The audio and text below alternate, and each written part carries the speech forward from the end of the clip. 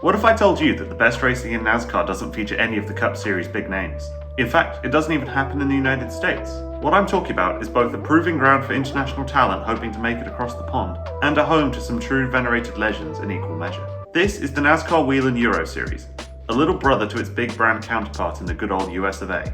But what it lacks in publicity, it more than makes up for in speed, action, and crucially, passion. Competing on a short roster of tracks around Europe, this American-style formula has amassed a large following, especially in Italy, the Netherlands, and Great Britain. And this weekend, Oschersleben Germany will hold the year's regular season finale, with drivers from all of EuroNASCAR's categories competing for points, positions, and bragging rights. The grid that will line up will be one of the most star-studded the NWES has ever seen.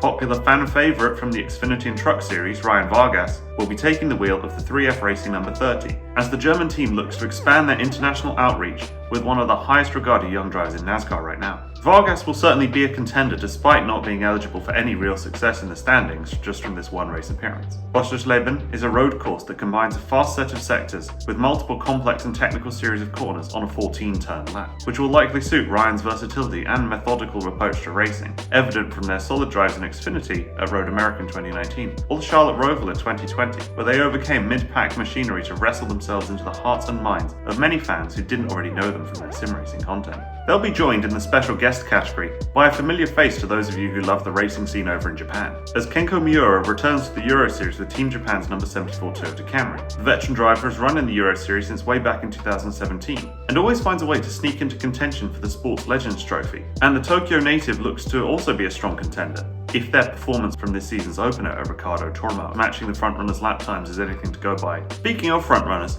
how do the standings look going into this crucial final round? It looks to be a doozy, as Gianmarco Arcoli and Lucas Lasere look set to do battle against Vittorio Girelli and Anthony Kumpen at the top of the Pro category standings, while Vladimiros Siotzis, Paul Jaffarel, and Alberto Nasca face off in the EuroNASCAR 2 division. And this is why EuroNASCAR's racing is so exciting.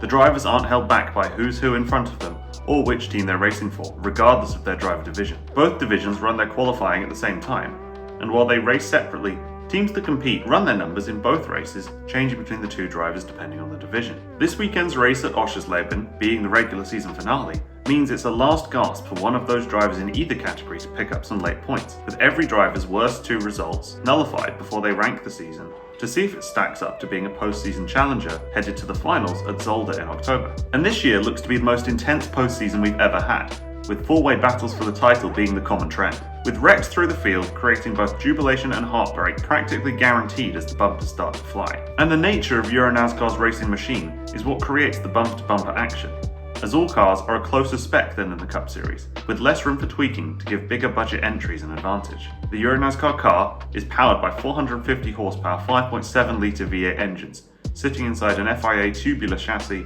all provided by the series founder company Team FJ. These cars are overall slower than their American cousins, but that doesn't create a dull viewing experience, as handling and driver performances is just as important as speed in EuroNASCAR, with all of the series rounds taking place at road courses. EuroNASCAR previously has competed on ovals at Von Ray and Tours, as well as many of their drivers having experience at the now disused Rockingham Oval in the UK. So this European circuit-based approach has proven successful, and the series' flagship event takes place at a track popular with anyone who has experimented with NASCAR and iRacing, and a personal favourite of Dale Jr. themselves. This is, of course, Brands Hatch. The famed circuit in the south of England has held Formula One Grand Prix, classic endurance races, touring cars, truck racing, and has also been reconfigured for rallycross. But the Indy layout is a perfect fit for EuroNASCAR racing, with its elevation changes plunging off the straight into Paddock Hill Bend at 8 degrees, and then flying over the hill going into the tight Druids Corner, creating a racing spectacle that's beloved around the world. And all of this fantastic racing action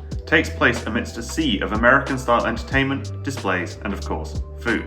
This year saw demonstrations from legendary stock cars from yesteryear, Corvette anniversary racing, drift demos, and appearances by the Garage 56 Le Mans car alongside Lightning McQueen themselves, topped off by the first of its kind country music festival. And there'll be plenty of that this weekend at Oschersleben as well, with the first annual America Festival taking place in the town in the build-up to and during the race weekend. A driver parade through the town on Thursday will kick off proceedings, before we get into the high-octane business of sorting out the championship material from the rest of the field. The weekend of V8 NASCAR action will be supported by the equally wild racing from the Bell Car Endurance Series. So when I say there's something for everyone, I'm really not kidding. And if you can't make it in person, good news! There's no need to pay an extortionate fee to watch, as all of the weekend's action will be streamed live over on the EuroNASCAR YouTube channel.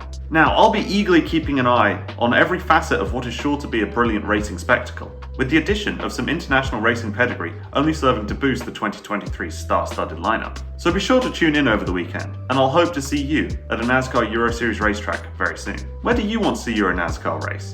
Personally, I'd love to see a return to Zandvoort, but I've also seen some people talking about recreating the Monza Oval on iRacing, and I think that would be pretty cool too. Let me know down in the comments. And if you enjoyed that video and want to support the channel, please remember to hit like, subscribe, and consider donating at the link down below. But as always, I'd like to say thank you very much for watching, stay safe out on the road, and I'll see you next time. Earnhardt Jr. takes it. Lewis Hamilton, champion of the world. Keiko, 4 times title holder.